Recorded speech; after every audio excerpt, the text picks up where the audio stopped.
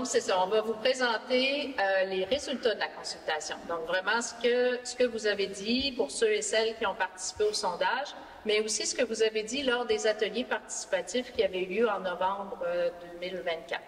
Donc, c'est une intégration de tout ça. Et en deuxième partie, on va regarder ensemble qu'est-ce qu'on en a fait des résultats. Donc, comment est-ce qu'on a rassemblé les préoccupations que vous avez, puis les idées, puis les commentaires que vous avez livrés pour, dans le fond, définir des conditions d'intégration qui pourraient éventuellement se retrouver dans le guide qui, lui, va être publié à l'automne. Donc, on est vraiment en train de construire le contenu à partir de ce qui a été dit dans les consultations. En troisième partie, je vais vous présenter un peu comment ça fonctionne quand il y a un processus d'appel d'offres d'Hydro-Québec. Parce qu'en novembre, quand on s'était rencontrés, c'est une question qui avait été posée. Donc, c'est quoi le rôle d'une MRC ou du milieu municipal? C'est quoi le rôle d'Hydro-Québec? C'est quoi le rôle des promoteurs privés? Ça va permettre de démystifier le processus comme il faut. Puis si vous avez des questions, on va y répondre section par section. Puis à la fin, on pourra avoir une période d'échange aussi ensemble. Donc, mise en contexte, on se ramène en 2023. À ce moment-là, Hydro-Québec avait lancé un appel d'offres pour de l'éolienne, des projets éoliens. Et il y a des promoteurs qui ont approché la MRC à ce moment-là. Donc, il y avait un intérêt pour la MRC. Pourquoi? Parce que Hydro-Québec, quand il lance un appel d'offres, il rend disponible aussi, il diffuse une carte dans laquelle il y a certains points où, dans le fond, des promoteurs peuvent soumettre des projets. Ils appellent ça des pastilles, donc c'est des emplacements où des projets sont recevables. Donc, ce qu'on en comprend, c'est que c'est juste dans ces emplacements-là que les projets peuvent être soumis. Dans le Val-Saint-François, on avait effectivement des pastilles qui identifiaient notre territoire. Pourquoi? Parce qu'on avait du potentiel de connexion sur les infrastructures existantes. On a des lignes de transport d'énergie. Donc, il y avait encore du potentiel. Ces lignes-là n'étaient pas à pleine capacité, mais il y avait des mégawatts qui pouvaient s'ajouter sur le réseau. Alors, tout ça, on ne le savait pas. C'est les approches des promoteurs qui nous ont permis de comprendre que, OK, il y a de l'intérêt pour notre territoire, il y a de la disponibilité de connexion sur notre territoire, il y a potentiellement justement du potentiel pour des projets, mais en même temps, nous, on n'a pas réfléchi là-dessus, on ne s'est pas positionné là-dessus. Donc, c'est ça qui a enclenché la démarche qui aboutit, dans le fond, aujourd'hui ou même cet automne avec la publication du guide. Donc, on a choisi de prendre un pas de recul. Quand même, les premiers échanges autour du Conseil ont permis de clarifier qu'il y avait quand même une volonté de s'impliquer dans la transition énergétique, donc d'en faire partie, mais pas à n'importe quel prix. Puis de demeurer cohérent avec tout ce qu'on avait déjà, donc des orientations territoriales, un schéma d'aménagement, un plan qui protège certains milieux humides hydriques, des volontés plus générales de protection de nos écosystèmes. Alors, on voulait donc que s'il y avait une intégration éventuelle de projets, ça se fasse de façon harmonieuse. Puis, on voulait aussi pas limiter notre réflexion aux appels d'offres d'Hydro-Québec, mais réfléchir plus largement à l'ensemble, dans le fond, de comment vivre cette transition énergétique-là en termes d'autonomie énergétique, en termes de sobriété énergétique, puis potentiellement en termes de développement de projets. Mais de quel projet on parle après ça? C'était une réflexion qui était à faire. Donc, c'est de là que découle toute la démarche, qui a commencé le 3 mai, donc il y a exactement un an, par une séance d'information qu'on avait tenue à Windsor. Il y avait des spécialistes qui étaient venus pour parler d'énergie renouvelable. Hydro-Québec était là également. Donc, ça a vraiment été le coup d'envoi à ce moment-là. On est vraiment exactement un an plus tard. Les objectifs, ils vous ont déjà été présentés, mais de comprendre les changements en cours au Québec en matière énergétique. Hydro-Québec a une grande stratégie pour le développement d'énergie renouvelable. Le Québec, comme tel, a un positionnement aussi par rapport aux énergies renouvelables, à son avenir énergétique. Donc, on voulait comprendre ça dans un premier temps, identifier les enjeux et les opportunités de la transition énergétique pour nous, comme territoire, puis définir des conditions gagnantes pour des futurs projets énergétiques, puis éventuellement les formaliser dans un guide à l'intention de tout le monde, donc citoyens, promoteurs, organisations du territoire.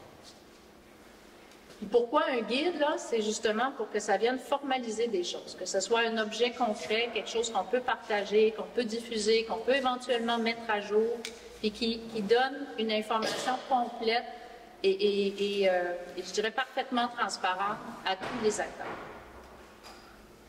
Donc, on rentre maintenant dans ce qui a été dit lors des consultations. Alors d'abord, quand on a fait les ateliers en novembre, le 12 novembre, il y a eu 2 ateliers. Atelier avec les citoyens et atelier avec les organisations. On s'est fait accompagner par une firme qui est spécialisée en consultation publique qui s'appelle Vote pour ça.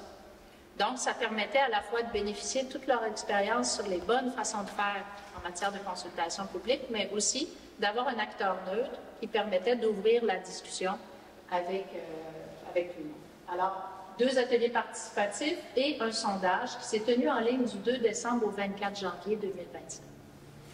La façon dont on a fonctionné, c'est qu'on a pris le matériel des ateliers du 12 novembre et c'est sur cette base-là qu'on a construit le questionnaire. À partir des préoccupations, des questions que les gens avaient posées, on les a traduits en un questionnaire qui se divise en 4 sections. Il y avait 25 questions au total. Pour ceux et celles qui l'ont complété, c'était quand même assez long. Donc, une première section sur l'avenir des énergies renouvelables pour le Val-Saint-François. Une deuxième section qui était plus sur la façon dont les gens souhaitaient être informés ou être consultés à l'avenir. Une troisième section sur les différentes conditions pour une intégration harmonieuse. On va regarder cette section-là vraiment en détail. Puis une 4e section sur les perceptions des impacts des énergies renouvelables, dépendamment des différentes personnes qui répondent. Donc, il y a à peu près 95 personnes qui ont participé aux 2 ateliers du 12 novembre, 172 personnes qui ont répondu au sondage en ligne. Ce n'était pas un sondage scientifique, hein, on n'est pas allé par échantillonnage, donc on ne peut pas dire que c'est parfaitement représentatif, mais vous allez voir quand même que c'est assez diversifié en termes de répondants. Donc, 17,9 % des répondants habitaient Racine. 9,6 % des répondants habitent Valcourt. Donc, c'est les 2 municipalités où il y a eu le plus de réponses, mais quand même 6 répondants en moyenne par municipalité pour les autres municipalités du territoire. Donc, on a des gens de nos 18 municipalités. 63,7 % des répondants avaient 45 ans et plus, donc quand même une bonne majorité. 12,5 % des répondants ont moins de 18 ans. Ce qu'on pense, c'est qu'il y a une classe, il y a un professeur probablement, qui a donné ça en devoir à ses étudiants d'aller compléter le sondage parce que c'est arrivé d'un coup au début de la période. Puis 2 répondants ont entre 18 et 24 ans. Donc ça, c'est dommage, on a moins l'écho des jeunes de notre territoire, des jeunes adultes de notre territoire. 32,2 % des répondants travaillent à répartition égale dans les différents domaines. Donc ça, c'est important aussi parce que ça ne nous touche pas de la même façon, dépendamment de ce qu'on fait ou de où on habite. Puis, justement, 21 répondants qui fréquentent l'école secondaire. Ce qu'on a vu aussi, c'est pas ici, mais c'est que vraiment la grande majorité des répondants viennent du Val-Saint-François. Donc, ça nous donne vraiment le pouls des gens de notre territoire. Donc, la première question dans la section 1 sur l'avenir des énergies renouvelables dans le Val-Saint-François, c'est, selon vous, quelle devrait être la priorité énergétique pour le territoire? Donc là, on essayait de voir à quel point les gens sont plus axés sur le développement ou sur la sobriété, sur la réduction, dans le fond, de notre consommation.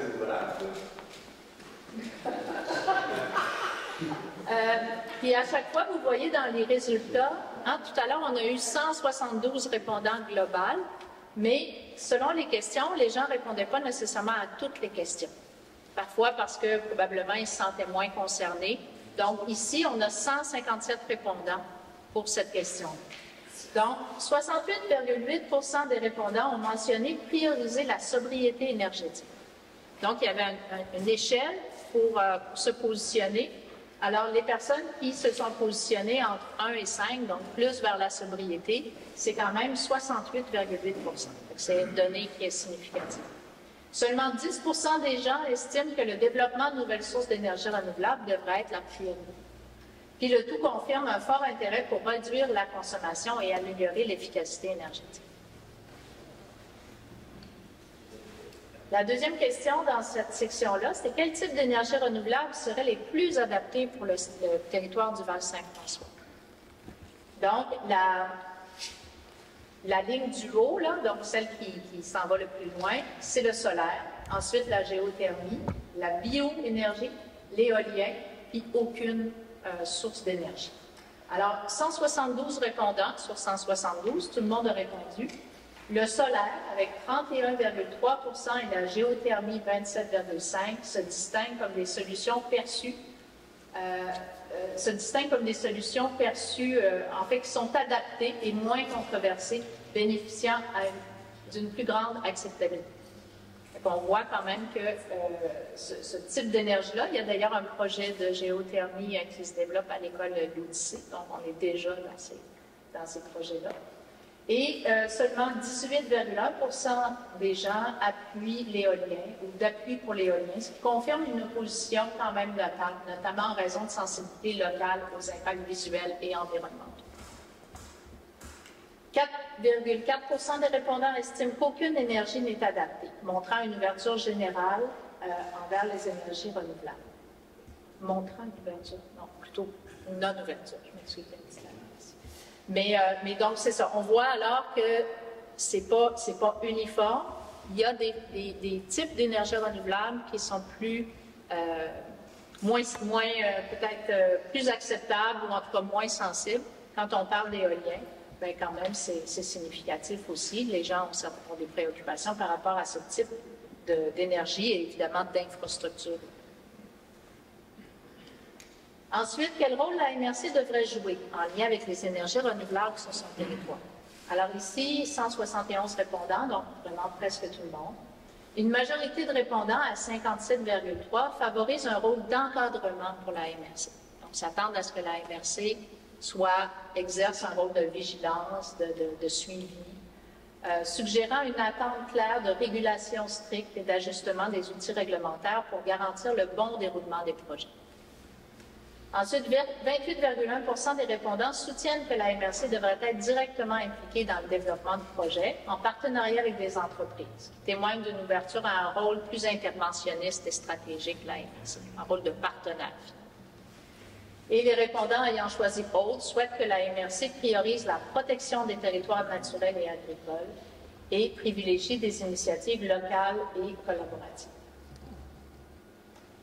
Maintenant, pourquoi pensez-vous que ce rôle est important ou approprié pour la MRC? Alors là, c'était plus des commentaires. Vous demandez d'expliquer pourquoi. Alors évidemment, c'est une agrégation des commentaires qui est présentée ici. Donc, on avait quand même 144 commentaires.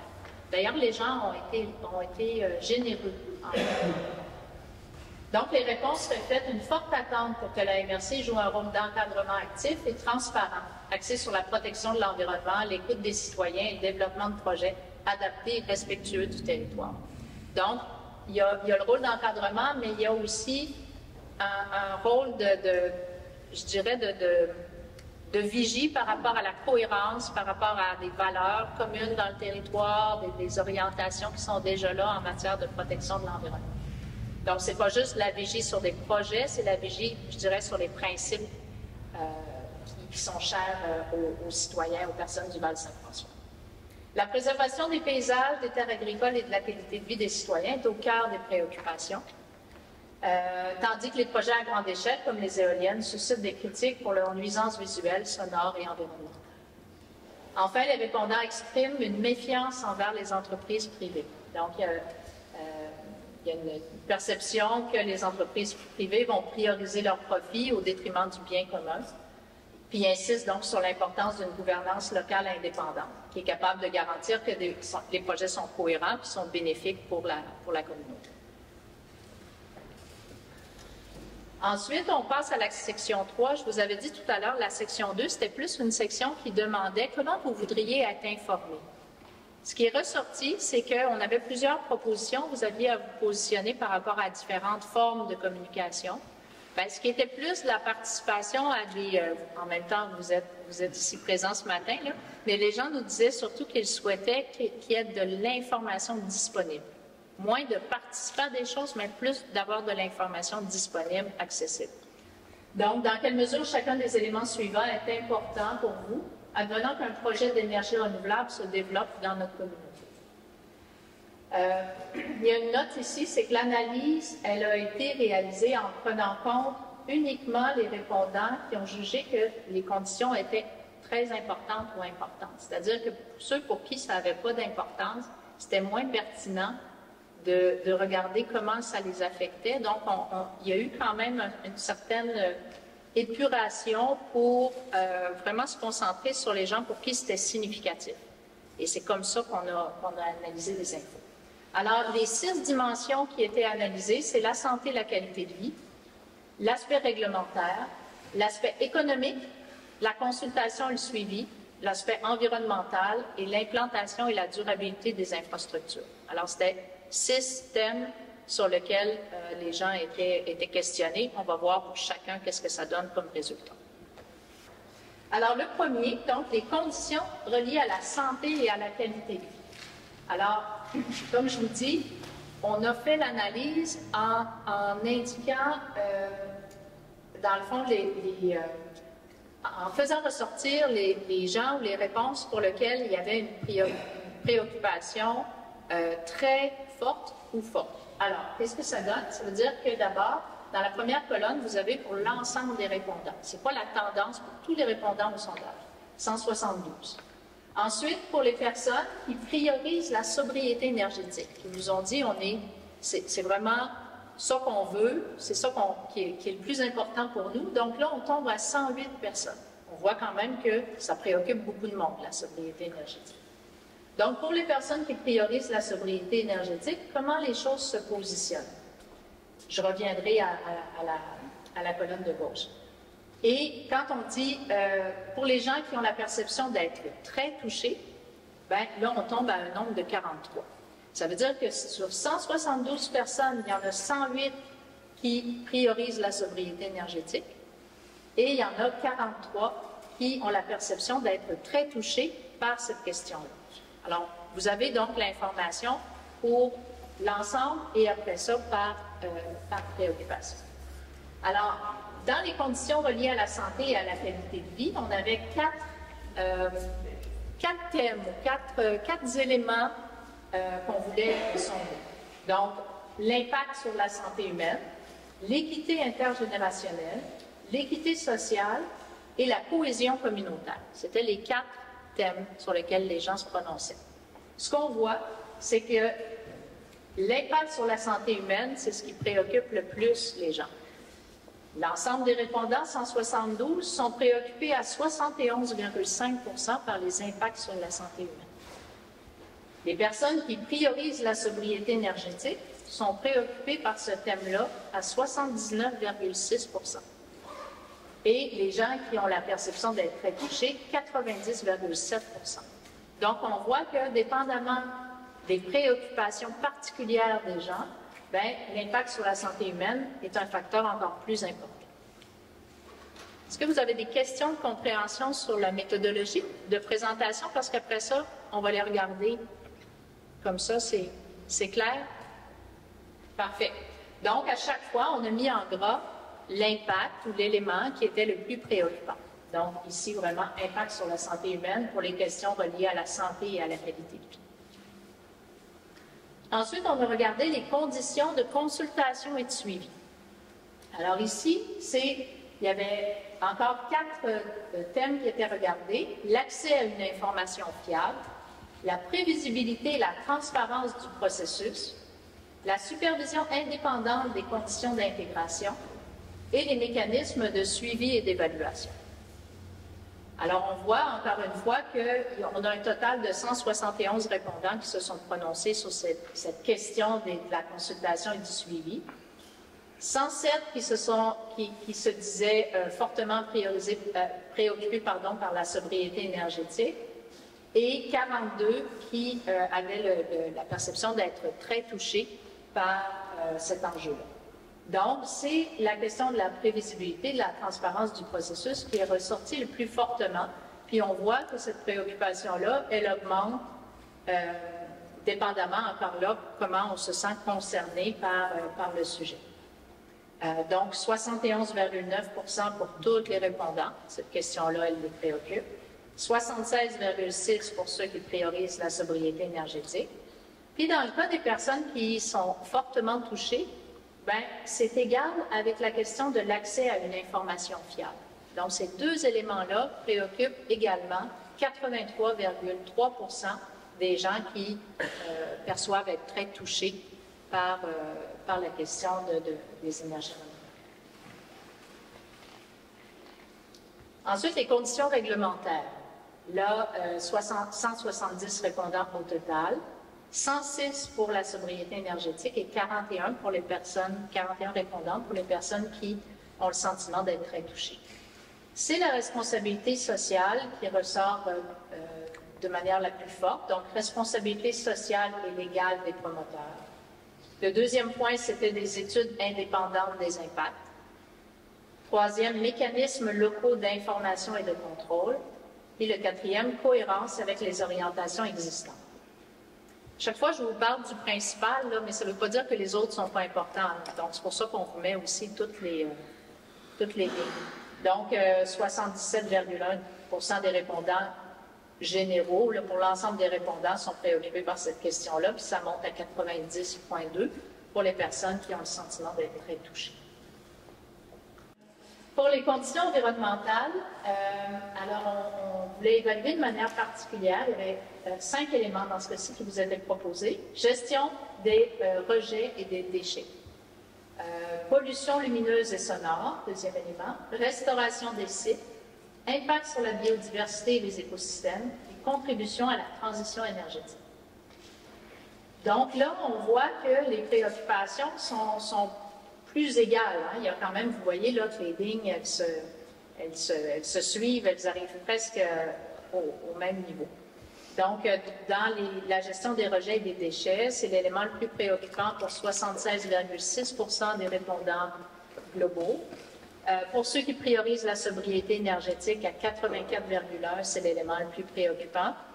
Puis, pour les personnes qui ont la perception d'être très touchées, ben, c'est à la fois la gestion des rejets et des déchets, mais aussi la pollution lumineuse et sonore qui est une préoccupation. On peut facilement imaginer que quand on envisage la nuisance, par exemple, d'avoir une infrastructure tout près de chez soi, bien évidemment, la pollution lumineuse et sonore, c'est quelque chose qui nous préoccupe plus fortement. Ensuite, dans les conditions économiques, on a l'impression que cette question-là, elle a peut-être été mal comprise. Il y a peut-être un élément comme ça de compréhension ou d'appropriation de la question, parce que c'est surprenant quand même de voir qu'il y a des faibles niveaux de préoccupation pour des choses qui quand même sont beaucoup d'argent, mais aussi des retombées dans les communautés. Fait qu'il y a peut-être quelque chose qui s'est passé, puis on s'est questionné pour essayer de comprendre la nature de ces résultats-là. Mais à tout le moins, on voit quand même que la rentabilité des projets est l'élément le plus préoccupant. On posait aussi des questions sur les retombées économiques pour les individus, sur les retombées financières pour la MRC et les municipalités, et sur les retombées économiques locales. Alors, 44,7% des gens sont préoccupés par la rentabilité des projets.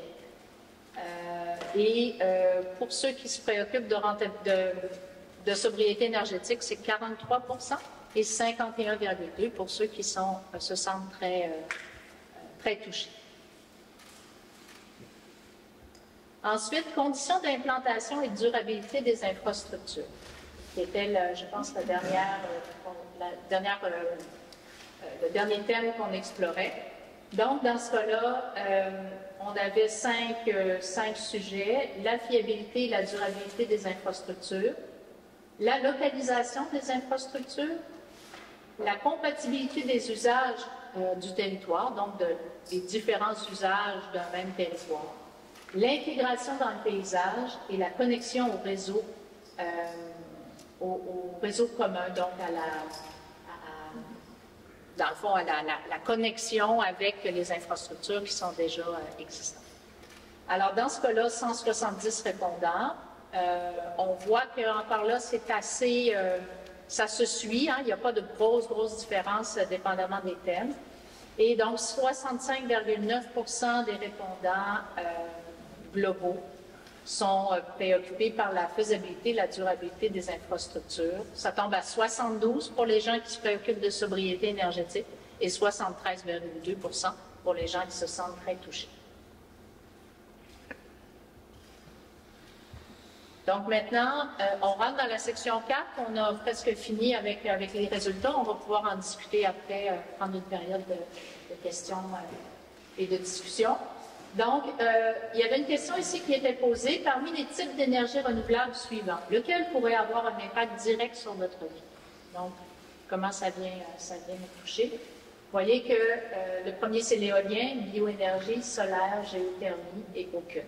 Donc, on voit encore là que l'éolien est l'élément pour lequel les gens pensent que l'impact serait le plus important, le plus direct. On a 66 répondants. Donc, 48,7% des répondants estiment que l'éolien pourrait avoir un impact direct sur leur vie, plus que les autres types d'énergie renouvelable. La bioénergie arrive en deuxième place, mais seulement avec 16,7%, donc quand même notablement moins. Le solaire, 15,2%, la géothermie, 8,7%. Ces résultats, notamment 18,2% des répondants pensent qu'aucune énergie n'aurait un impact direct sur leur vie. Ces résultats montrent que l'éolien est perçu comme la source d'énergie ayant un impact le plus significatif. D'ailleurs, plus de 91% des répondants se percevant comme très touchés identifient l'éolien comme l'énergie la plus susceptible d'avoir un impact direct dans leur vie, là, quand on revient aux résultats que je vous présentais tout à l'heure. Donc, avant de passer à qu'est-ce qu'on a essayé de travailler avec tout ça, comment on a essayé de tenir compte de tout ça, est-ce que vous avez des questions sur les éléments qui ressortent du sondage, ou des surprises? Oui, allez-y. Alain Bérubé, c'est Québec-Ouest. Vous avez sûrement pris connaissance dans d'autres régions d'études ou de rapports du genre. Est-ce qu'on est dans la tendance provinciale? On a peut-être un peu plus peur de l'éolien, mais on priorise le solaire et le géothermique. Est-ce qu'on est comme ça? On n'est pas unique, j'imagine, c'est comme ça au Québec. Oui. Je ne peux pas vous dire nécessairement pour les autres sources d'énergie, parce que notre réflexion, elle est plus large que celle qui se fait dans beaucoup de territoires qui va se concentrer plus sur l'éolien, parce que c'est ça qui a poussé beaucoup aussi avec l'appel d'offres qu'il y a eu l'année dernière. Mais en termes de préoccupation par rapport à l'éolien, on est dans la tendance. C'est-à-dire que des préoccupations au niveau de la santé, des préoccupations au niveau de l'impact visuel, au niveau de l'impact sur l'environnement, c'est des choses qui ressortent aussi. Donc, c'est pas une surprise. Pas de surprise, mais je dirais qu'une belle surprise, peut-être, c'est la question de la sobriété énergétique, qui encore là a été moins questionnée, peut-être dans d'autres processus qui se sont concentrés sur les pour et les contre de l'éolien. De penser stratégie globale, ça permet de réfléchir aussi à des choses, à intégrer la sobriété énergétique. Ce n'est pas nécessairement non plus quelque chose qui est en opposition au développement d'énergie, mais nous, on a pu aller chercher cette information-là.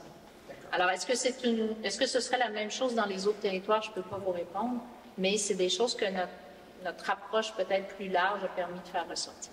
Merci. Je vais vous parler d'énergie renouvelable dans la géothermie.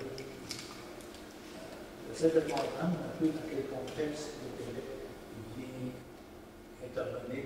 Qu'est-ce qu'il fait là-dedans? Oui. En fait, Hydro-Québec, c'est un donneur d'ouvrage. Hein? C'est une organisation qui achète l'énergie.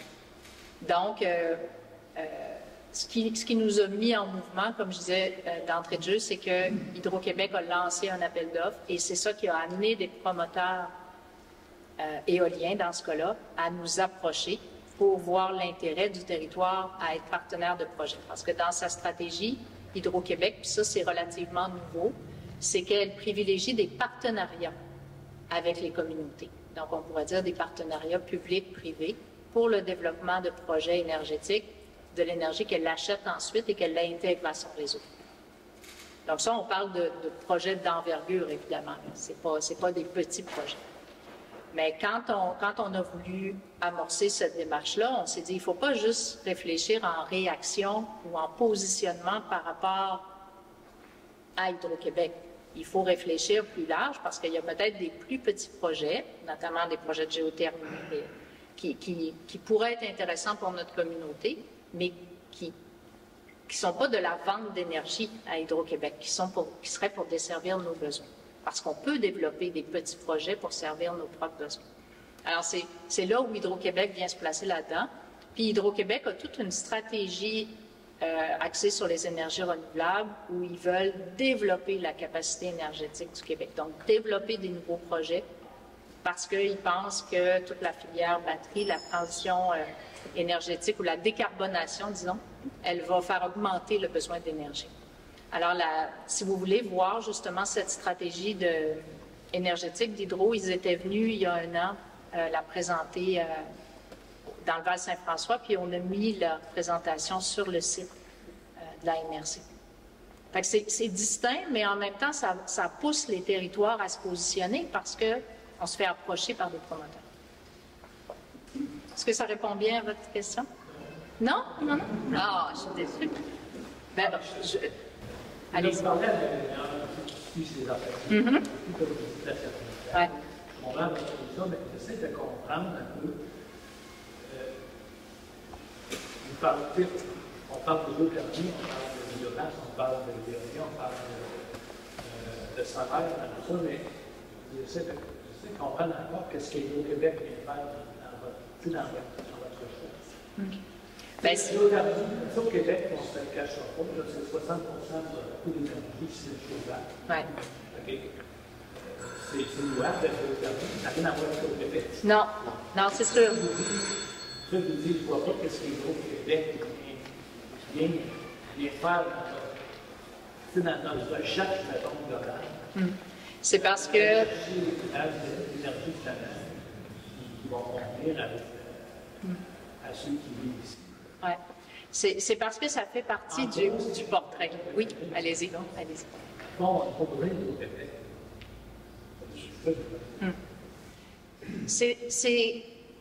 Ce ne sera pas long, je vais revenir aux autres questions, mais c'est une des données. Effectivement, Hydro-Québec n'est pas au cœur de notre réflexion. Notre réflexion, elle est plus large que ça. C'est ça. Mais c'est une des opportunités qu'on pourrait avoir, c'est la vente d'énergie via des projets qu'on construira avec des promoteurs. Mais ce n'est un des éléments de notre réflexion. Là, je sais plus. Anna Rosa, je peux-tu te...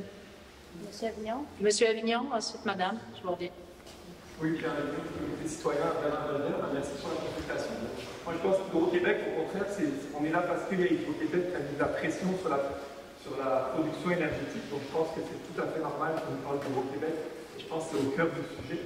Mais puis, moi, ma question, c'était plus de dire, j'ai hâte d'avoir la réponse sur la question que j'avais posée la dernière fois, c'est dans le fond, est-ce que la MRC peut vraiment, le conseil de la MRC peut vraiment dire non à un projet?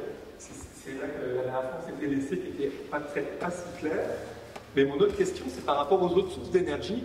C'est-à-dire que, est-ce que la MRC a vraiment un pouvoir sur le développement, par exemple, du solaire ou ça appartient vraiment au privé? Si je ne suis pas sûr de voir la prise qu'a la MRC sur le développement, par exemple, des autres sources d'énergie. Bien, la prise, elle peut être réglementaire. Elle peut être aussi en fonction de conditions d'intégration. C'est sûr que ce n'est pas la MRC qui va nécessairement développer l'ensemble des éventuels projets qui pourraient naître sur notre territoire dans l'avenir, mais nous, il faut adapter le cadre réglementaire à... par exemple, là, on a déjà des éléments sur la distance de piliers d'éoliennes, par exemple. Est-ce que ce cadre réglementaire-là est encore adapté? On est en train de revoir le schéma d'aménagement, donc de s'assurer que nos règlements de contrôle et de planification, bien, ils sont adaptés aux conditions d'intégration des projets. Donc là, on a un élément de prise. En définissant des conditions d'intégration, ça donne des balises aussi pour tout le monde. Donc, ça permet d'analyser d'éventuels projets à la lumière de ces conditions d'intégration. On va les voir tout à l'heure. Elles restent encore en mode proposition, mais elles essaient de reprendre le contenu des consultations. Donc ça, c'est une autre façon. Donc un filtre à travers lequel on peut passer des propositions de projet. Mais c'est sûr que c'est pas la MRC ou les municipalités ou même les citoyens qui peuvent nécessairement avoir le dernier mot sur le développement de projet. Puis ça, c'est pour ça, là, la dernière partie, on va regarder comment ça fonctionne dans le cadre d'un processus, puis où est-ce qu'on peut agir comme instance publique. Fait que je pense que ça vaut la peine. Là, on reviendra à votre question tout à l'heure si elle subsiste encore. Madame? My understanding of the results is that the greatest number believe that the windmills would have the largest impact on their lives, but it didn't seem to separate it into whether they believed it was positive or negative impact that it would have. I'm not sure to understand the question. I think the previous chart Uh-huh. said that the people believed that the windmills would have the greatest impact, but it didn't separate it that I could see on whether they believed it would be a positive or negative impact. Yes. And many people, it wasn't separated at all. Can I answer in French for everybody? Is it okay for you? Okay. Donc, votre question, si je la comprends bien, c'est on ne spécifie pas si l'impact est positif ou négatif. Effectivement, c'est plus, la question était, est-ce que les gens se sentent fortement touchés dans leur vie, fortement concernés ou fortement touchés par les projets. Mais ce n'était pas négativement touché ou positivement touché. C'était juste, est-ce que vous vous sentez concerné et touché de près dans votre vie, dans votre milieu de vie? So that result was not to give you an answer, because there's no place to indicate whether they think it will be a positive impact or the general public. But for their personal life, is it positive or negative? No one who has been near them wants. Oui, en fait, on devait le croiser avec. C'était une donnée qui nous permettait de le croiser avec les autres questions pour voir si c'est plus positif ou plus négatif. Donc, à chaque fois, si tu veux revenir en arrière. Donc, par exemple, à chaque fois, on le croisait avec d'autres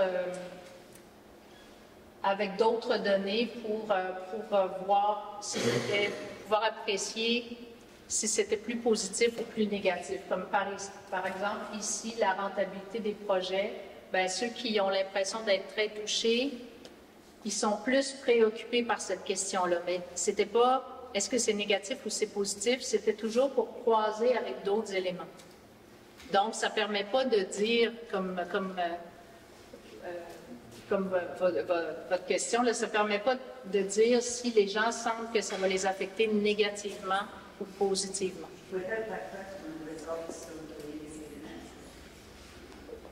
Ben, c'est pas comme ça que ça a été construit. On cherchait plus. On cherchait à définir comme un peu le cadre de ce qui est acceptable et de ce qui n'est pas acceptable, de ce qui est préoccupant et pas préoccupant. C'était pas tant des questions positives ou négatives, c'était plus comment on cherche les conditions d'intégration. Donc, on cherche les limites qui font que c'est acceptable ou non pour les gens. Fait que c'est pas orienté comme ça.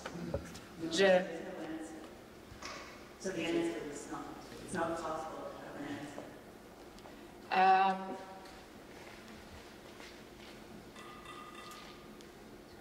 answer. Qu'est-ce que tu en penses? Ben c'est parce que le sondage, les consultations n'étaient pas pour savoir si les gens étaient pour ou contre. C'était pour savoir si, dans l'éventualité qu'il y a un projet, parce que la décision d'avoir un projet ou pas, comme on l'a dit tout à l'heure, c'est le gouvernement, c'est Hydro-Québec qui l'ont. On va se le dire. Donc, si on doit avoir un projet d'énergie renouvelable, dans quelles conditions on souhaite qu'un promoteur ou un projet s'installe dans le Val-Saint-François?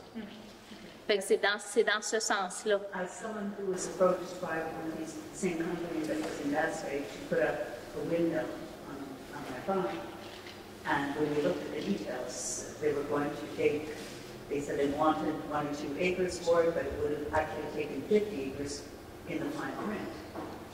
That's, no one wanted it, but except this particular company. Vous allez voir tout à l'heure dans le processus, là, on va comprendre comme il faut comment on peut agir et où est-ce qu'on peut agir. Je pense que ça va peut-être éclairer ou donner pourquoi on l'a fait comme ça aussi. Parce que comme dit Anna Rosa, on n'a pas nécessairement la décision, on n'a pas le mot final. On ne peut pas dire non à un projet, mais on peut mettre des conditions. On ne pourrait pas, par exemple, c'est arrivé dans d'autres territoires, une réglementation qui est tellement contraignante que dans le fond, il n'y a pas de possibilité de développer des projets. Et les MRC qui ont fait ça, elles se sont fait taper sur les doigts aussi. Donc, on ne peut pas mettre des contraintes tellement rigides qu'on rendrait le développement de projets impossible. Mais on peut mettre des conditions par lesquelles on filtre les projets pour dire si oui ou non ce projet-là nous semble favorable, positif pour notre communauté ou non. Et c'est pris en compte par Hydro-Québec dans son analyse. Mais on y reviendra, je pense que ça va éclairer votre questionnement aussi tout à l'heure. Oui, madame. Sylvie Bruno de Racine. Qu'en est-il de l'acceptabilité sociale? Est-ce que vous l'avez vraiment mesuré? Parce que vos questions, j'ai répondu au sondage et tout ça, mais je n'ai pas senti nulle part que c'était je ne vais pas dire un objectif. La mesure de l'acceptabilité sociale aurait dû être un objectif de ce sondage-là, il me semble. Est-ce que vous l'avez mesuré ou vous êtes en mesure de conclure qu'il y a ou non? Parce que s'il n'y a que 172 personnes qui se sont donné la peine de répondre à votre sondage sur l'ensemble des 18 municipalités de votre MRC, je trouve ça pauvre. Puis c'est facile pour certaines personnes de conclure que, ah oui, il y a acceptabilité sociale parce que peu de personnes se sont manifestées, je vais dire le mot contre, l'implantation, surtout d'éoliennes. C'est ce que je pense qu'il va avoir le plus d'impact. Mais est-ce que vous l'avez mesuré? Oui, c'était un objectif. L'acceptabilité sociale, hein, c'est pas facile à mesurer parce que c'est complexe, puis c'est multidimensionnel. On ne peut pas, évidemment, poser juste une question, est-ce que c'est acceptable ou non? Il faut comme chercher, creuser autour.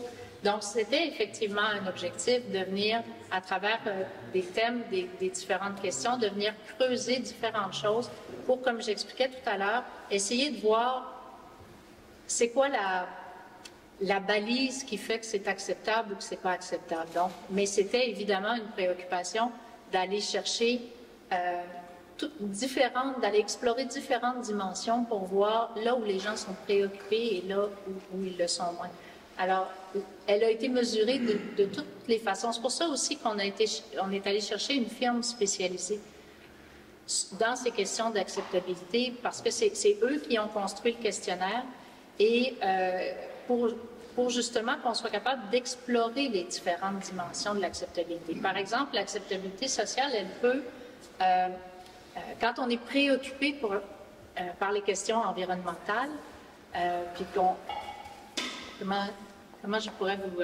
C'est que c'est pas blanc ou noir. Hein, on va dire, ben, si ça, c'est pris en compte, par exemple, nos corridors fauniques, notre biodiversité, la question des oiseaux, la question de la contamination des sols, ben, si ça, c'est pris en compte puis on fait attention, ça va être correct pour moi. Par contre, une autre personne peut dire, peu importe, ma limite, c'est 0, c'est-à-dire que c'est tolérance 0. Alors, c'est ça qu'on essaie de mesurer pour voir là où, collectivement, on n'est pas confortable, puis là où on serait confortable. Mais c'est le cœur du sondage, c'est d'explorer les différentes facettes d'acceptabilité ou de non-acceptabilité. Mais c'est très difficile à mesurer. On est allé chercher des définitions de l'acceptabilité sociale. Ça aussi, il existe plein de définitions, plein de façons de le comprendre.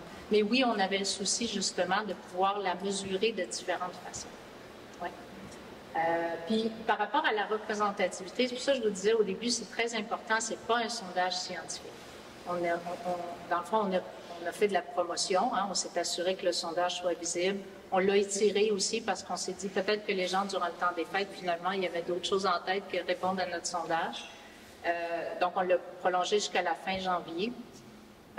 Est-ce que toutes les personnes qui se sentaient préoccupées ont répondu? Probablement pas. Est-ce que quand on se sent fortement préoccupé, on répond davantage? Peut-être que oui, peut-être que non. T'sais, ça, on ne peut pas le dire.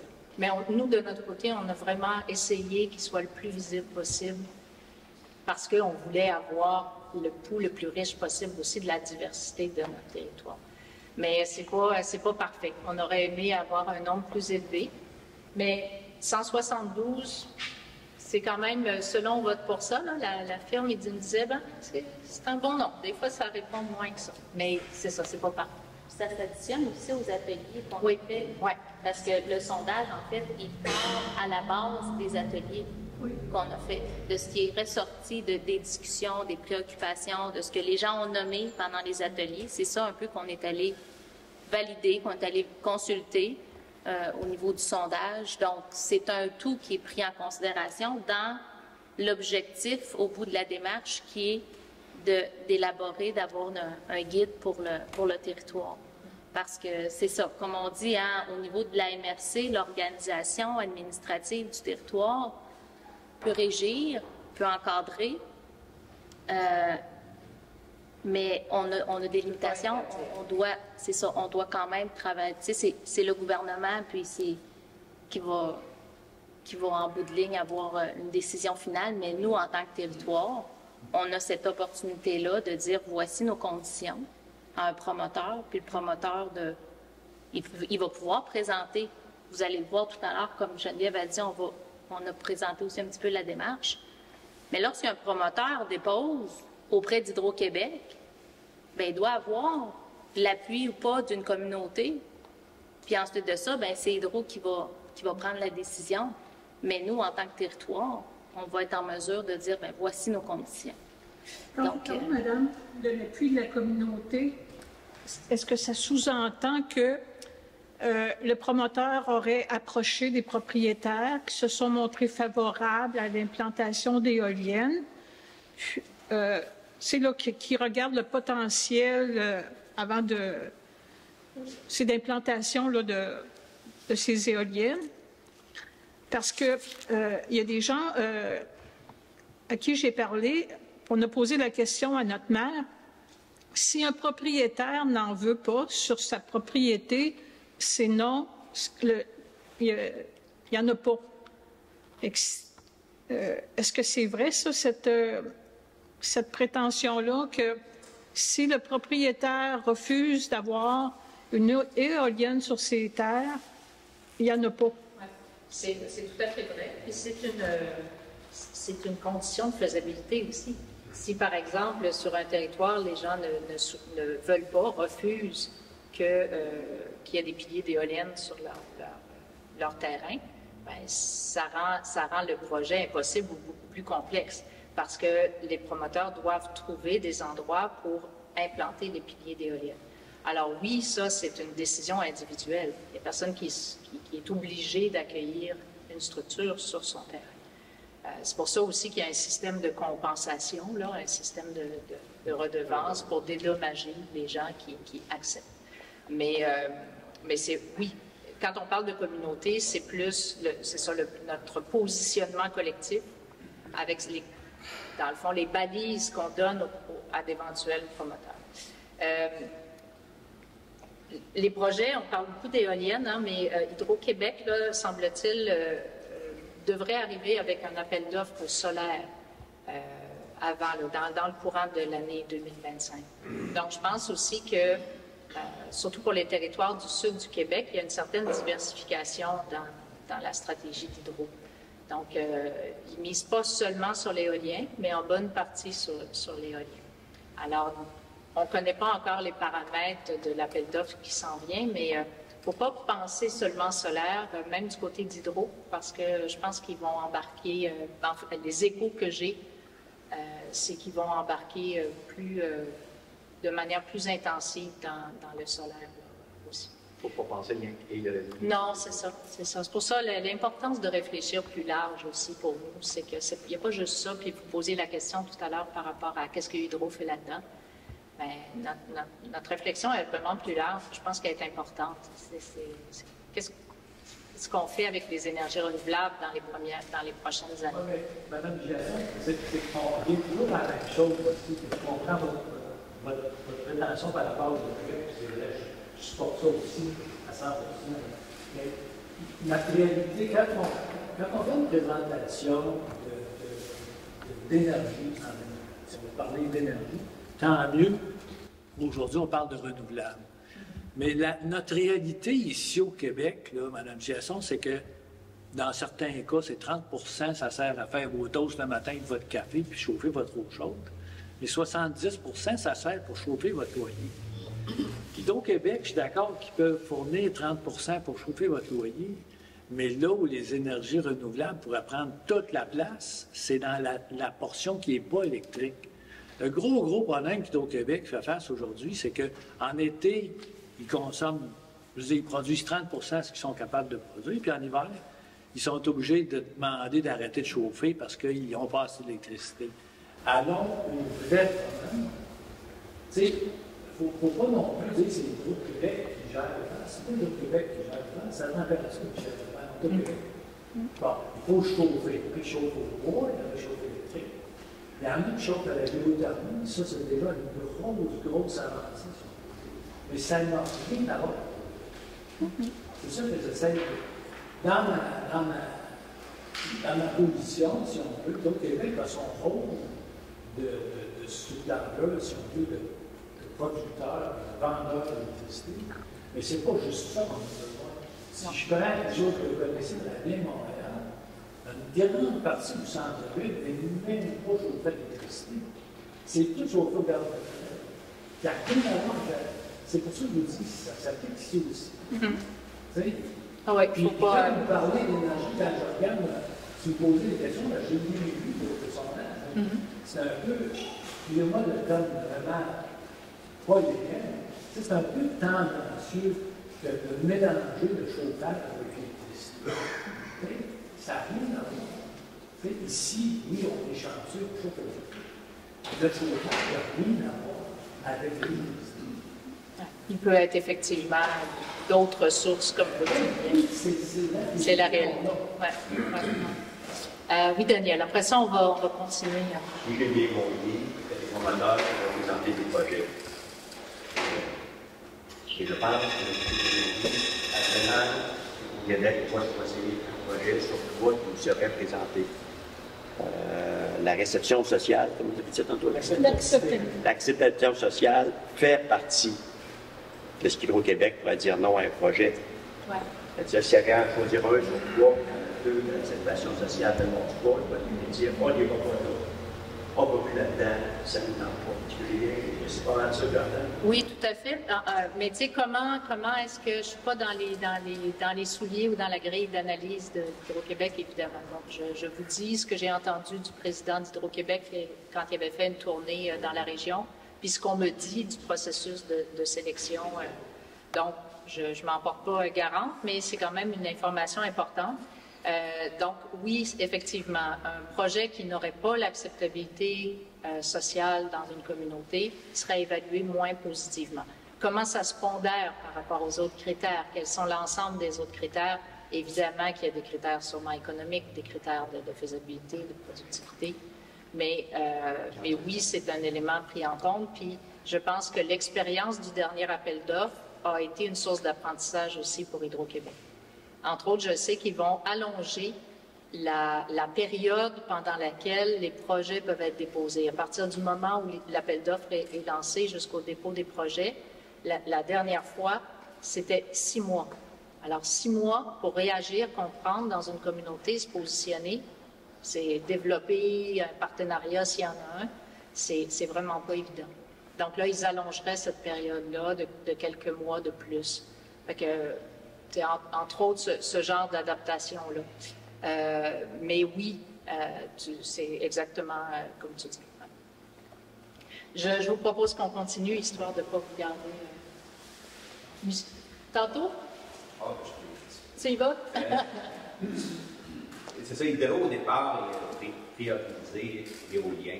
Puis je pense, avec le sondage, qui dit que la plupart des gens souhaiteraient qu'on développe les autres énergies, le solaire, la géothermie et tout ça. Je pense qu'ils ont changé un peu parce que là, ils s'en viennent avec des appels d'offres pour le solaire. Mais le solaire au Québec n'a pas été développé parce que Hydro, mais ils ne rachetaient pas l'énergie solaire et tout ça. Et maintenant, là, ils s'en viennent avec des projets solaires. Mais je pense que côté solaire, Hydro disait qu'il n'y avait pas d'expertise au Québec et tout ça, mais en Ontario, ils ont développé pas mal de solaire et sur les nouveaux bâtiments, les nouvelles étapes des producteurs, des panneaux solaires partout. Et, c'est développé pas mal, ça s'est développé pas mal dans la province voisine et je pense que c'est une avenue pour le Québec aussi. Si ça fonctionne en Ontario, ça va fonctionner au Québec. Et même en Europe, il y en a dans les stationnements de centres d'achat et tout ça. Il y a des endroits qu'on peut justement mettre sans mettre ça dans les champs, là, avant de mettre ça dans les champs, mais sur les bâtiments et dans les stationnements. Puis même en Ontario, il y a ça, pas sur l'autoroute, mais entre les deux voies d'accès, des panneaux solaires, et je pense qu'il y a des choses à regarder aussi au Québec là, pour développer ce côté-là.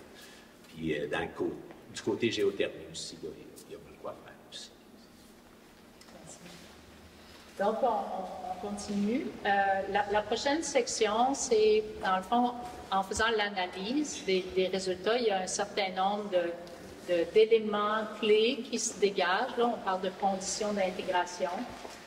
Donc, on vous présente comment est-ce qu'on a essayé, là, en fait, votre professeur a essayé de ramasser tout ce qui a été dit, puis de regrouper parfois. Donc, je pense qu'on arrive à faire pas mal de tours de toutes les préoccupations les plus importantes. Alors d'abord, il y a des principes généraux auxquels on peut se référer. Ces principes généraux-là ne sont pas issus des sondages, mais sont issus, par exemple, dans ce cas-ci, des principes de développement durable. Donc, la question de la prévention. Dans les sondages, il y a été beaucoup question de la vigilance, du rôle de la MRC, par rapport à ça. Donc, de prendre des mesures pour éviter ou réduire les risques connus. Ça repose sur une gestion proactive des risques également. Donc, de les voir venir, de les traiter, puis de développer aussi des mesures de mitigation pour être capable de réduire les risques. Dans les autres principes auxquels on peut référer, il y a la dimension de la précaution, donc qui s'applique lorsqu'il existe une incertitude sur les impacts potentiels d'un projet. L'absence de certitude, ça ne doit pas retarder l'adoption de mesures qui visent à prévenir des dommages graves ou irréversibles. Donc, encore là, ça demande de la proactivité, mais aussi d'anticiper les problèmes et de mettre en place des mesures pour ne pas qu'ils se produisent. En termes de transparence et d'indépendance, un autre principe important, donc toute décision affectant l'environnement, les collectivités doit être fondée sur des informations objectives. Donc, se renseigner, se documenter, partager cette information. Encore là, ce n'est pas issu des sondages, mais c'est des principes sur lesquels on peut s'appuyer puis qui deviennent des piliers importants, des bases importantes. D'autres principes, celui de la participation sociale, donc on en parlait un peu tantôt, que l'acceptabilité sociale, c'est fondamental pour l'intégration harmonieuse de projets, qu'ils soient petits ou qu'ils soient plus gros. L'importance de mettre en place donc des mécanismes qui favorisent l'implication des citoyens dans les processus de conception, de prise de décision et de surveillance, de vigilance sur les projets. Un autre principe intéressant qui, lui, interpelle plus les entreprises, donc les promoteurs de projets, c'est la responsabilité sociale des entreprises, donc d'intégrer les dimensions sociales, environnementales et éthiques dans les activités des entreprises. Ce principe favorise des pratiques d'affaires responsables et durables qui ont des impacts les plus positifs possibles sur les communautés. Donc, c'est des choses encore là qu'on peut attendre des promoteurs qui veulent développer des projets chez nous. Maintenant, au niveau des conditions d'intégration, pour être plus spécifique au Val-Saint-François, l'encadrement de l'énergie éolienne, on en a parlé beaucoup tantôt, c'est sensible, il y a moins d'acceptabilité pour ces projets-là, les impacts visuels, les impacts sur le sol, les impacts sont plus grands, on parle de projets de plus grande envergure. Donc, on considère, il y a des préoccupations importantes envers l'éolien, donc c'est important d'encadrer son implantation par des mesures réglementaires spécifiques et des mécanismes de surveillance adaptés. Je vous parlais tout à l'heure de la réglementation en réponse à votre question. Donc, c'est vraiment à travers le schéma d'aménagement qu'on peut avoir une réglementation qui évite ou qui limite la nuisance de ce type d'infrastructure-là. Puis aussi de mettre en place des mécanismes de consultation qui sont spécifiques à ce type de projet. On va parler tout à l'heure du BAP dans la mécanique des projets d'Hydro-Québec. C'est un acteur évidemment important, mais ça ne nous empêche pas, nous, de faire des analyses et de faire de la consultation sur des choses plus spécifiques. De miser sur l'énergie solaire, on vient d'en parler, donc de prioriser les projets d'énergie solaire qui sont mieux acceptés socialement, en favorisant leur intégration aux bâtiments existants et aux terrains inutilisés. Communiquer sur les impacts environnementaux, sociaux et économiques, notamment pour renforcer l'acceptabilité de ce type de projet, mais je dirais aussi pour renforcer la compréhension des impacts de ce type de projet. Favoriser la sobriété énergétique, ça a été un élément très important au début. Donc, de ne pas voir ça nécessairement comme des pôles opposés, mais comme quelque chose qu'on peut mettre de l'avant, qu'on peut travailler comme collectivité. Donc, de manière complémentaire avec le développement de projets, développer une stratégie de sobriété visant à réduire la consommation puis à améliorer notre efficacité énergétique. Communiquer sur les bénéfices durables de cette approche pour renforcer l'adhésion citoyenne. On a un outil qui s'appelle le plan climat, qui est en développement, en fait, qui est en amorce de développement. On est plus à l'étape de faire des inventaires, mais c'est un outil à travers lequel il y a du financement gouvernemental qui est associé à ça. On va pouvoir réaliser des projets, on va pouvoir faire de la sensibilisation, on va pouvoir, dans le fond, planifier un ensemble de mesures pour favoriser la sobriété énergétique. Donc, l'idée aussi, c'est d'utiliser les outils qu'on a comme MRC ou comme municipalité, comme communauté, pour être capable que ça ne reste pas un vœu pieux, mais qu'on ait des mesures concrètes. Adapter les projets aux réalités du territoire. Donc, en plus des projets qui visent la vente d'énergie, de promouvoir des projets collectifs ou à petite échelle, visant l'autonomie énergétique et l'économie d'énergie. Intégrer les spécificités territoriales en valorisant des solutions qui sont compatibles avec les usages existants, les préoccupations environnementales et sociales et la préservation des paysages. De miser sur la transparence, la participation, ça a été beaucoup nommé. Les gens, pas juste dans le sondage, mais quand on a fait les ateliers, notamment l'atelier citoyen le 12 novembre, c'est beaucoup quelque chose qui a été nommé, l'importance de la communication, de la transparence. Donc, de développer des outils de communication qui sont clairs, qui sont vulgarisés pour informer sur les impacts et les bénéfices des projets, de diversifier les consultations, les formats participatifs pour tenir compte des préoccupations. Puis de mettre en place un processus de veille et de mitigation pour accompagner la durée de vie des projets. Quand un projet voit le jour, c'est juste le point de départ, il ne s'en peut rien passer, mais c'est long. Si on pense juste à des infrastructures éoliennes, par exemple, on parle de projets de 25-30 ans. Donc, il se passe un paquet de choses pendant la durée de vie de ces projets-là, alors d'être capable d'accompagner la durée de vie aussi des projets. Assurer la primauté de l'activité agricole, donc s'assurer de compenser les pertes reliées à l'utilisation d'espaces en terre agricole par différentes mesures qui permettent de soutenir la vitalité de ce secteur. On a un PDZA, encore là, utiliser nos outils.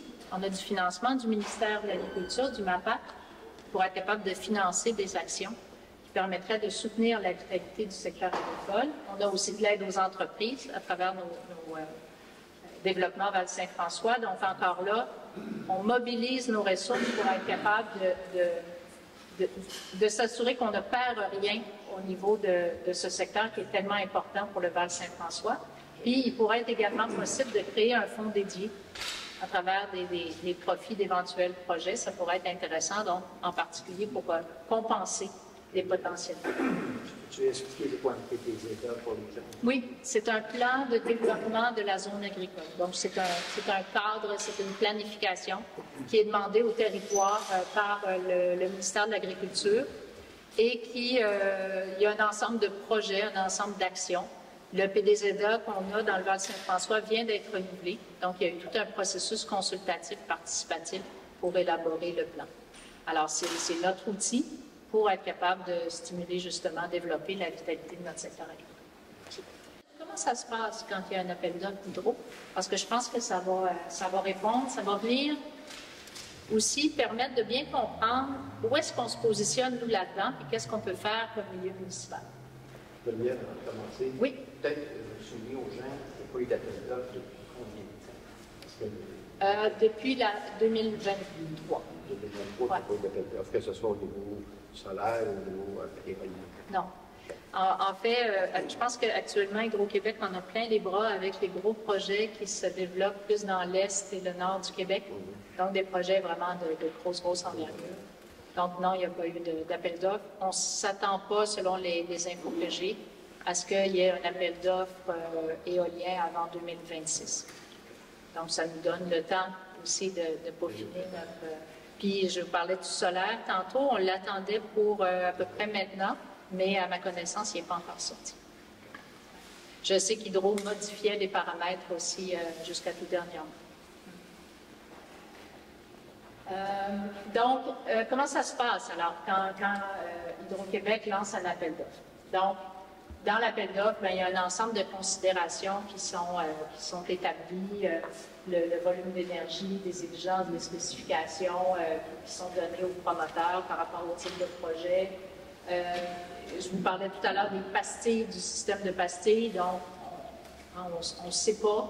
C'est Hydro qui détermine la carte des pastilles, donc la carte des zones prioritaires où ils s'attardent sur des projets.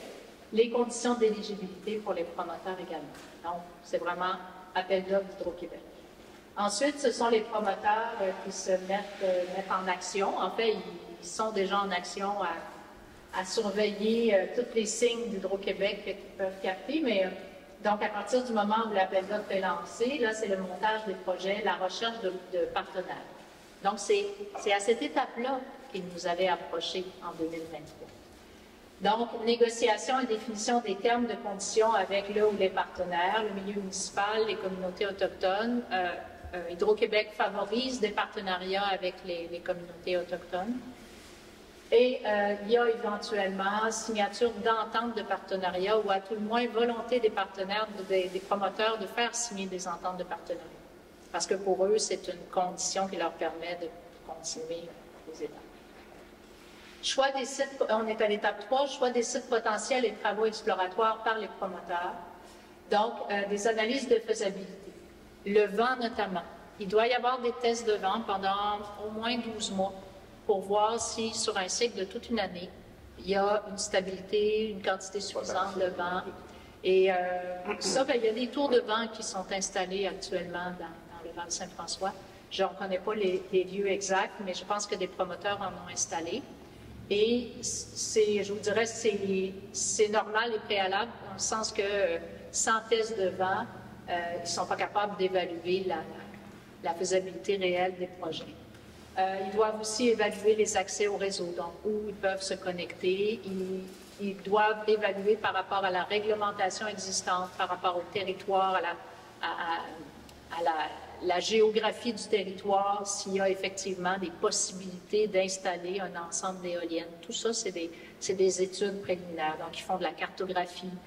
Ils raffinent cette cartographie-là. Ils regardent les sols, les milieux humides, pour être capables de voir si effectivement il y a une faisabilité. Ils font aussi des études d'impact préliminaires. Donc ça, à ma connaissance, ça n'a pas été fait chez nous, mais ça pourrait être fait, par exemple, justement, s'il y avait des milieux humides, s'il y avait sur des terres agricoles. Donc, c'est de voir, d'être capable de documenter des impacts des projets. Ensuite, signature et de contrats d'octroi d'options entre les promoteurs et les propriétaires de terrains potentiellement visés. C'était une question que vous aviez tout à l'heure. Donc, effectivement, il doit y avoir des ententes et les propriétaires doivent accepter qu'il y ait éventuellement une infrastructure. Pourquoi ça arrive comme ça à l'étape 4, avant même le dépôt des projets? C'est que Hydro-Québec exige qu'il y ait 30% de sites sécurisés au minimum pour pouvoir analyser un projet. Donc, ça fait partie de la faisabilité. S'il n'y a pas d'espace pour installer les fameuses éoliennes, bien, le projet n'est pas faisable. Alors, Donc, c'est une exigence d'Hydro-Québec d'avoir que les promoteurs aient sécurisé un certain pourcentage des sites. Ça ne veut pas dire que ça ne peut pas changer, mais c'est des ententes qui sont signées, là, qu'on appelle contrat d'octroi d'option. Contrat d'octroi d'option. Et c'est ça, il y a probablement eu certaines signatures aussi de ces COO faits avec des propriétaires de terrain. Alors, où on arrive là-dedans, où on peut se glisser dans une première étape. Donc, à l'étape 5, c'est la vérification diligente des propositions par la MRC. Justement pour s'assurer que le projet est conforme avec nos conditions d'intégration, qu'il respecte les éléments d'acceptabilité qu'on a définis. Donc, c'est une analyse qu'on doit faire, c'est une analyse qu'on doit faire rigoureusement, parce que le diable peut être dans les détails, dans des projets comme ça. Et donc, il s'agit ici de faire cette vérification diligente, donc de passer à travers, d'analyser les projets, les propositions de projet, advenant qu'il y en ait plus qu'une, sinon le projet, et de communiquer les résultats de notre vérification diligente, notamment de s'assurer de les communiquer à Hydro-Québec. C'est là où on peut donner un appui favorable ou défavorable au projet en fonction du résultat de notre vérification diligente puis du respect des conditions d'intégration. À l'étape 6, c'est là que les promoteurs vont déposer leur projet à Hydro-Québec, avec toute la documentation, les analyses préliminaires, tout ça qui sont demandées par Hydro. Et après ça, donc, à l'étape 7, c'est la sélection, l'annonce des projets retenus par Hydro-Québec. Et c'est seulement à l'étape 8, donc une fois qu'Hydro-Québec a donné son accord, a accepté certains projets, que l'évaluation environnementale du BAP arrive. Donc, il n'y a pas d'évaluation environnementale formelle par le BAP avant cette étape. Et on sait que tout projet de plus de 10 MW doit être soumis à une évaluation environnementale. Donc, il y aurait, si jamais il y avait un projet ici, on peut dire qu'il y aurait évaluation environnementale par le BAP, dans les conditions qui sont celles du BAP et les paramètres qui sont donnés par le gouvernement. Ça n'empêche pas la MRC de faire d'autres évaluations. On pourrait, par exemple, faire une évaluation indépendante sur l'impact sur le paysage ou l'impact sur nos milieux humides hydriques. Donc, ces choses-là pourraient être faites aussi par la MRC. Et il y a une étape, évidemment, d'obtention de permis aussi pour le développement du projet. Et c'est seulement après ça qu'arrive la phase de construction.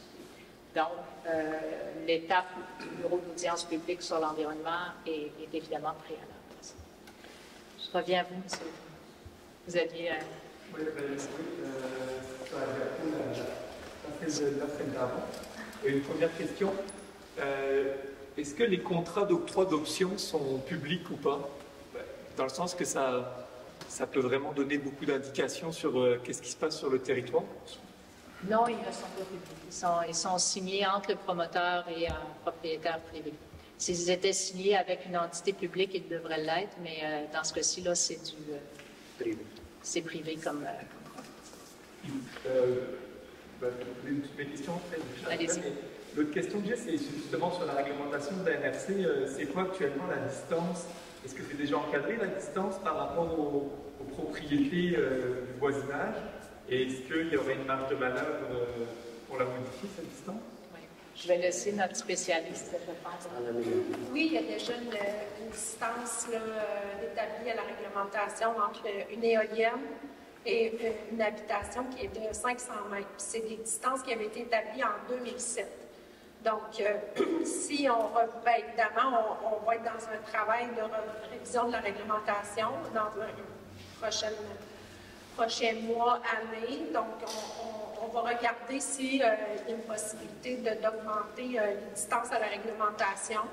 Ce qu'on sait, par contre, c'est que déjà les promoteurs, quand ils font l'analyse des sites potentiels, ils sont déjà dans des distances supérieures que 500 mètres. C'est ce qu'on a eu comme information lors de discussions déjà, c'est qu'ils sont plus dans le 750 mètres maintenant que dans le 500 mètres. Les appareils ne sont peut-être pas les mêmes non plus. Les éoliennes formelles sont peut-être pas potentiellement plus grosses aussi qu'elles maintenant qu'en 2007 quand on a fait notre réglementation. Puis, il semble dire que c'est des normes aussi que se donnait l'industrie Donc, on est en deçà de ces normes-là actuellement. C'est pour ça qu'à Val-Joli, on est donné à 750 mètres, selon les recommandations d'EDF qui ne veulent pas aller en bas de ça. Ouais. Fait que nous autres, on les a modifiés tout de suite. Ça ne veut pas dire que ça ne sera pas plus haut, mais c'est un minimum. C'est ça. Puis l'occasion est belle parce que, comme disait Karine, on revoit le schéma d'aménagement. Donc, c'est une occasion d'adapter aussi nos normes. Sur la même, est-ce qu'il y a une distance, parce que quand on parle des possibilités d'action de la MRC ou des municipalités d'ailleurs, est-ce qu'il y a une distance jusqu'à laquelle on peut aller? Parce que dans le fond, si on met 2 km, on risque on a un impact sur le fait de bloquer des projets. Est-ce qu'il y a une distance jusqu'à laquelle on n'a pas le droit d'aller, ou est-ce que c'est entre 500 et 2 km? C'est quoi la norme? Parce que difficile de dire encore pour moi pour l'instant. Est-ce que le gouvernement demandera au MRC dans leur modification sur l'encadrement d'y aller avec ce qui est, je vais dire, la norme maintenant au niveau de l'industrie, qui serait 750 mètres? Difficile encore pour moi. On ne s'est pas assez penché pour l'instant à ce sujet-là. Mais comme Geneviève le disait tout à l'heure, une réglementation qui serait tellement restrictive, qui viendrait complètement bloquer tout projet sur un territoire, ça ne serait pas accepté là, par le ministère, parce qu'on en a peut-être moins parlé, mais un schéma d'aménagement et de développement d'une MRC, ça entre en vigueur et c'est applicable dans un territoire quand le gouvernement a accepté qu'il entre en vigueur. Donc, c'est le gouvernement qui fait entrer en vigueur ces normes-là sur un territoire. Qui peut refuser des demandes qui seraient jugées pour... C'est ça. Exemple. Puis sur le pouvoir des municipalités, sur la même question, est-ce que les municipalités peuvent aller autrement que le schéma d'aménagement? On a un bon exemple. M. Camille de Val-Joli vient de mentionner qu'eux déjà ont adapté leur réglementation pour 750 mètres. Pour l'instant, nous, on a jugé que c'était conforme au schéma d'aménagement. Donc, mais peut-être qu'en révision, le schéma d'aménagement, une MRC qui voudrait aller au-delà puis qui aurait un effet trop restrictif sur son territoire, bien là, ça pourrait être contesté. Le gouvernement possède une réglementation spécifique sur les projets éoliens qui encadrent les projets éoliens, ce type de projet-là, qui va être dans notre partie réglementaire. Bien, ils ont un cadre d'aménagement, on va l'appeler comme ça, qui donne un peu au MRC les balises à respecter quand on veut aller dans l'encadrement d'éoliennes. C'est le cadre, en fait, que le gouvernement va prendre et quand une MRC légifère sur le sujet, c'est à travers cette grille-là, ce cadre-là, qu'ils vont donner les avis au MRC. Fait que oui, ils ont déjà certaines balises qu'on doit respecter.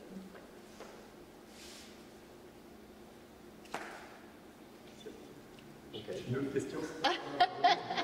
Allez-y. Sur le fond aussi du sujet, c'est-à-dire ça rapporte combien à une collectivité, un projet d'éolien parce que ce que j'ai compris à la fois, c'est que 50% des bénéfices iraient aux propriétaires qui l'installent, et il y aurait une partie des bénéfices qui irait à la MRC ou à la municipalité, j'ai mal compris. Puis ce serait quoi le montant de cet argent-là, l'importance de ce montant-là? Il y a deux aspects dans votre question. D'abord, sur la répartition des produits. Il y a deux systèmes différents. Il y a le système de redevance, donc qui est une espèce de compensation, soit donnée, mais qui est donnée d'une part aux propriétaires qui auraient une infrastructure sur leur terrain. Donc ça, c'est une chose. Tout ça, c'est normé par Hydro-Québec. Donc c'est un montant qui est déterminé. Et il y a aussi une compensation qui est donnée à la municipalité, donc dans laquelle se trouve cette infrastructure, qui est la même chose qui est normée aussi, qui est une compensation. Si maintenant, c'est un projet qui est 100% privé, ça s'arrête là. C'est des redevances. Si, comme le privilégié Hydro-Québec, il y a une participation publique, que ce soit une communauté autochtone et ou un ensemble de municipalités, là, on parle de partenaires d'affaires autour d'un projet, et là, ce sont des profits. Donc, il y a une division des profits en fonction du profit qui est fait par le projet, mais aussi de la part de chacun. Dans les barèmes, les balises d'Hydro-Québec, cette participation-là, elle peut aller jusqu'à 50 %. Donc, autrement dit, une collectivité publique ou disons, communauté autochtone et collectivité publique pourraient être propriétaires jusqu'à 50 % et donc bénéficier de 50 % des profits. Là où c'est difficile après de répondre précisément à votre question, c'est que c'est très variable la rentabilité des projets. Ça dépend de la taille des projets. Ça dépend aussi de bon an, mal an. C'est-à-dire que parfois, la production est moindre, parfois la production est plus grande. Donc, Hydro-Québec achète au kilowatt. Alors ça peut varier. Mais disons qu'on est peut-être pour un projet de 15 à 20 éoliennes, ce qui est des projets qu'on va retrouver dans le sud du Québec. C'est rarement des projets plus gros que ça. On peut être autour de, s'il n'y a pas de pépins, si le projet est rentable, peut-être autour d'1 million de profits par année. Ça peut être, on peut être dans ces eaux-là. Mais c'est vraiment, je vous donne un ordre de grandeur parce que c'est trop variable. Mais là, après ça, c'est une division des profits. Dans le fond, on va payer toutes les charges du projet, on va rembourser les emprunts, puis le profit net, c'est celui qui retourne dans les poches des partenaires du projet. Alors, quand je vous dis 1 million, on parle plus de profit net. Il y avait Daniel après ça. Qui s'assure qu'il y a de l'argent qui est placé en fiducie au plan d'agriculture de démantèlement des infrastructures? Je pense que ça, c'est important. Ouais. Ça fait partie des conditions d'Hydro-Québec. Dans le montage financier des projets, ils demandent que les coûts de démantèlement soient intégrés. Je ne sais pas ce que je ne sais pas, et qui serait intéressant d'aller fouiller par ailleurs, c'est voir est-ce qu'il y a des balises spécifiques par rapport au risque environnemental, par exemple, ou à des choses qui pourraient survenir en cas de projet. J'ai l'impression que ça, c'est plus quelque chose que les partenaires du projet doivent faire, doivent constituer un fonds pour gérer les risques ou gérer, c'est le principe de précaution dont on parlait tout à l'heure, mais peut-être qu'il existe aussi des choses dans les balises d'hydro par rapport à des fonds de précaution, des fonds de prévoyance comme ça. Mais oui, les sommes nécessaires au démantèlement du projet doivent être prévues dans le projet. Prévues dans les fonds. Oui. Ça ne nous aura pas les hôtels, c'est bon, ça? Ça part. Au final, au bout de 30 ans, il y en a. Il y avait une autre question. Un instant, madame, je pense que j'avais... Voilà. Ce que le monde veut savoir, c'est la redevance que le propriétaire qui a une éolienne chez eux, ça y rapporte comment? Puis ça rapporte comment à la municipalité de base, avant les profits. Ça, c'est normé, ça, là. Oui. C'est tout ça que le monde veut savoir, puis personne ne veut lui dire. Bien, des fois, ça l'apaiserait beaucoup de choses, ça. En fait, c'est carrément dans un document qui est un cadre de référence qu'on peut mettre d'ailleurs. C'est un peu soporifique, mais on peut le mettre, si ce n'est pas déjà le cas, sur le... Parce qu'ils disent 6 000 pièces du mégawatt. Si c'est des plus grosses, bien, le propriétaire, ça y rapporte beaucoup. Puis c'est ça que le monde veut savoir. C'est chez nous, ça rapporte comment? Puis ça rapporte comment à la municipalité? Puis partout, là, on dirait que c'est comme ça qu'il est retenu pour ne pas le dire. Fait que ça fait beaucoup de chicanes. Mais tandis que le monde, ils savent qu'il y a des éoliennes à Val-Joli, puis ça rapporte tant par année. Ah, le monde, ils en veulent plus. C'est ça qu'il faut que le monde cherche. C'est normé, effectivement, c'est de l'information qu'on peut mettre sur notre site. C'est un document d'Hydro-Québec qui vient baliser, qui est son cadre, qui vient baliser tout le système de redevance. Alors, ça va être assez clair. On va vous pointer aussi l'endroit où trouver l'info, parce que le document est un petit peu dense et technique. Mais oui, on va s'assurer que l'info soit disponible. Mais on voudrait plus s'il s'arrête. Oui, selon les sondages, les municipalités qui n'en veulent pas, mais s'ils sachent, ça lui rapporte 7 ou 100 000 par année. Oh, t'as de bains qui vont dire, oh, ça nous fait moins de taxes à payer, on va être plus. Mais effectivement, on est dans un système de redevance, comme tu disais, là, à 6 000 $ le mégawatt. Ouais. Oui, madame. We focus a lot on greenhouse, but we haven't thought the environmental impact of the materials as far as recycling. They're already created, they have a lifespan of past 20 years, and they're impossible to recycle. The blades, it's impossible to recycle them. Il y a encore des problèmes techniques associés au démantèlement, décommissionning. On s'est informé sur cette question-là. Pour les pales des éoliennes, c'est fait avec du fibre de verre.